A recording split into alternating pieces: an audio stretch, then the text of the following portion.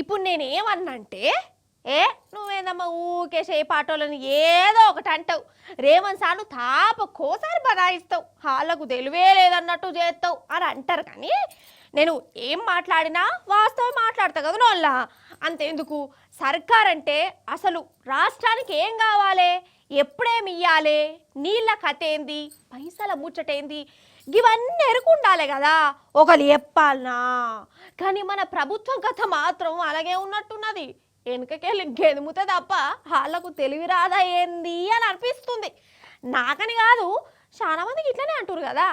అంతెందుకు ఇగో కల్వకుర్తి దిక్కు చూడురు మీరే, ఇక నేను చెప్పగానే ఇది చూడురోళ్ళ. ఫస్ట్ కల్వకుర్తి ఎత్తిపోత నుంచి నీళ్ళను విడుదల చేసిరు. ఎట్లయితేంది పట్టు మొత్తానికి హరీష్ అన్న చెప్తే గానీ తెలియలేదనిపిస్తుంది సర్కారోళ్లకు. పంప్ హౌస్ మోటార్లను షాల్ చేసిరు.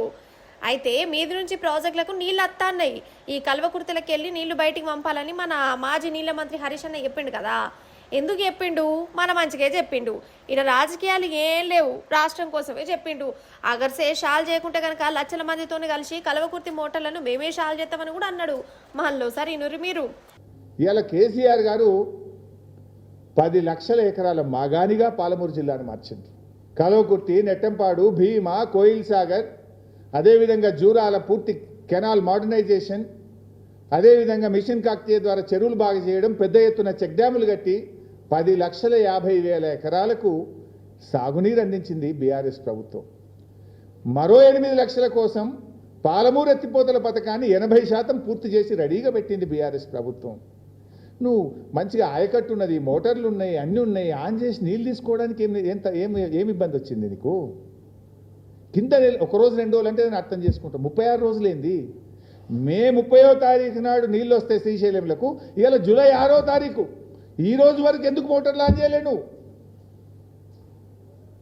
మీరు వెంటనే కల్వకుర్తి మోటార్లు ఆన్ చేయకపోతే మా మహబూబ్ నగర్ జిల్లా బీఆర్ఎస్ నాయకత్వం రైతాంగాన్ని కలుపుకొని పెద్ద ఎత్తున కల్వకుర్తి దగ్గరికి వెళ్తాం. బీఆర్ఎస్ పార్టీ మోటార్లు ఆన్ చేస్తుంది, జాగ్రత్త. వెంటనే ఆన్ చేస్తారా, రైతుల్ని తీసుకొని ప్రజా ఉద్యమానికి బయలుదేరమంటారా, మీరు ఆలోచించుకోవాలని చెప్పి హెచ్చరిస్తా ఉన్నాం. అయితే హరీష్ అన్న గట్లంటే మన ఉత్తమ్ సారేమన్నాడోలా, ఏ మోటార్లు ఎప్పుడు షాల్ చేయాలో మాకు తెలుసు, మీరేనా మాకు చెప్పేది అని ఏమేమో అన్నాడులా. అంతలావైతే 11వ తారీఖు తర్వాత షాల్ చేసుడా లేదా చెప్తాం తీ అన్నారు. లాస్ట్గా తేమాయే లక్షల మందితోని మోటార్లు షాల్ చేస్తాం అనుడుతోనే సర్కారు వాళ్ళు కూడా ఆలోచనలో పడ్డారు. ఇదేదో కథ తట్టే ఉన్నదో, ఇక రైతులు ఊర్లకు రానియరు కావచ్చు, గెలుగుతారు కావచ్చు అని అనుకోవచ్చు. నా తెలియదు. ఇక ఇప్పుడు మోటార్లు షాల్ చేసి నీళ్ళను పంపిరు.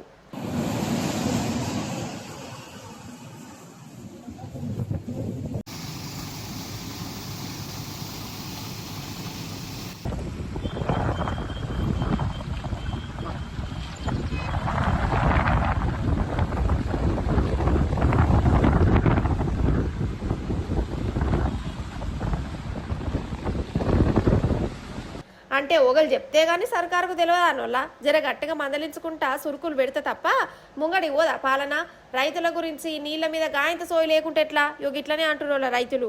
కల్వకుర్తనే కాదు, కాళేశ్వరం మోటార్లు కూడా షాల్ చేయాలని, రిజర్వాయర్లను రింపి పొలాలకు నీళ్లు మలపాలని డిమాండ్ చేస్తాండ్లు. అగర్సే ఇనకుంటే రైతులతో కలిసి గులాబీ దండు కాళేశ్వరం తవ్వబట్టినా అడదత కావచ్చు. గంత దూరం ఎందుకు తెచ్చుకున్నాడు రేవంత్ సారు అని సార్కు మంచిదనంగా చెప్తుర్రు ఇక్కడ రైతులు.